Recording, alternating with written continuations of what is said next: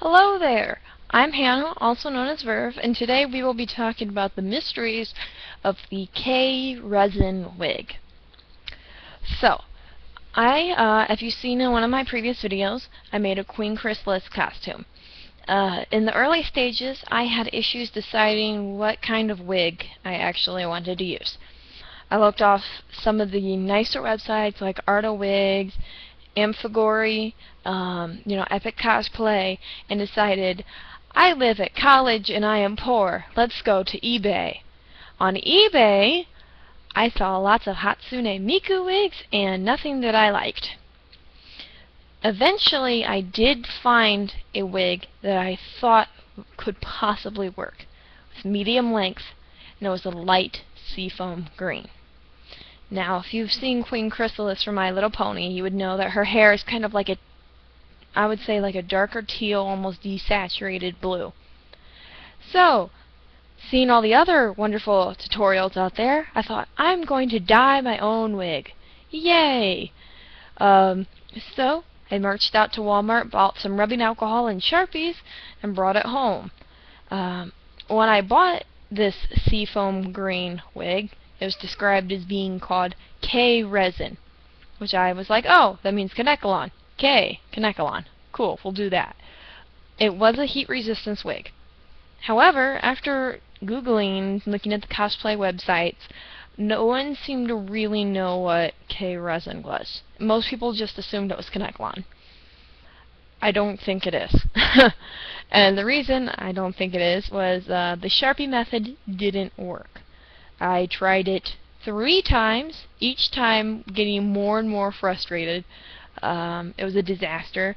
The color wouldn't stay. It would stay initially, and then it would rub out all over your hands. You'd pick up your wig, and your hands would just be blue, because it was not sticking to the fibers like it was supposed to. So I thought, oh, I did it wrong 3 more times. Was not working. So, at that point, I decided, Kanekalon, okay. Let's try another method. I heard a lot of people say that acrylic paint or acrylic ink, but if the Sharpie method wasn't working, those wouldn't either. So I got really, really desperate, and I figured, heat resistance wig, let's boil some water and put the wig in RIT-Dye. Okay, that made sense to me.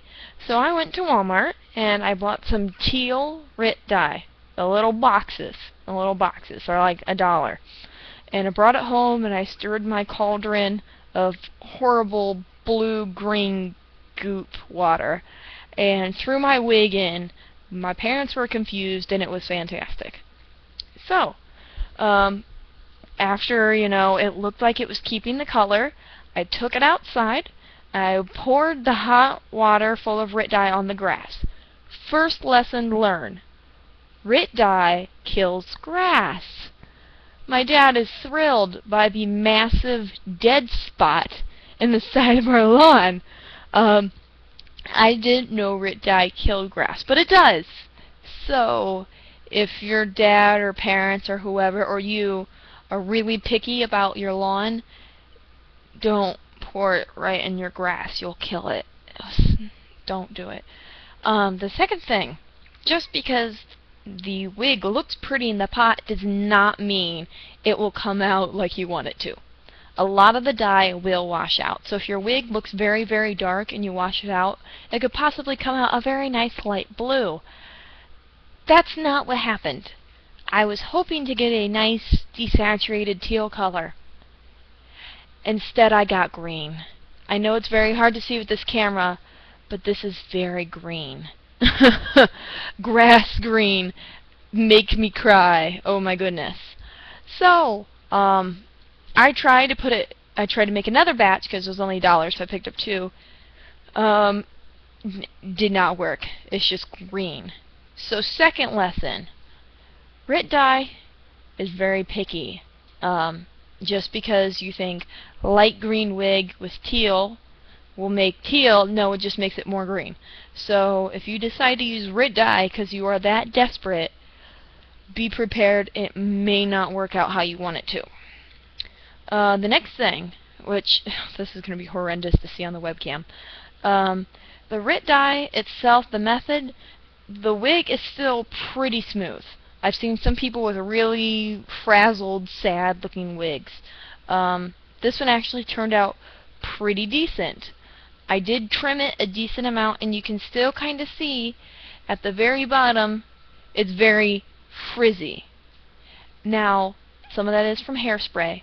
It's really not as bad as it looks because the light's hitting it and it looks horrendous on the webcam. It's a little bit frizzy, but it's definitely passable. I took this wig. As you can see, it has a little red part added to the front. I was Caterpie. That's when I had a green wig. I was so mad at it that I decided I'd have to have a cosplay with a green wig just out of spite to show this wig who is boss. And I decided on Caterpie. So, once again, button snaps. I will just preach by button snaps. This is just polar fleece with wire on the inside so I can bend it however I want. But button snaps and cutting that first weft, or cutting a hole in that mesh and snapping it back in. This one was a little bit harder, but it does snap back in, and there we go. But yeah, it turned out bright green. So the lessons we've learned is don't do this on a wig that you love. This is not a surefire method. This is not like Sharpies where the results are mostly predictable. To me, it looks like RIT-Dyed could turn out really horrendously, or you might get a curveball and it'll turn out perfect. For me, it turned out green. So, with that one being said, I know there are a couple videos on how to do it, but not a lot of videos on what happens afterwards. So, don't put it in your grass. Don't use it on a wig you love. Be really desperate before you do it, because it might not end out that well. But, you know, if it does end up well, be creative and go make a Pokemon costume, because I have all of them. Anyways, have a good one, and check out my other videos.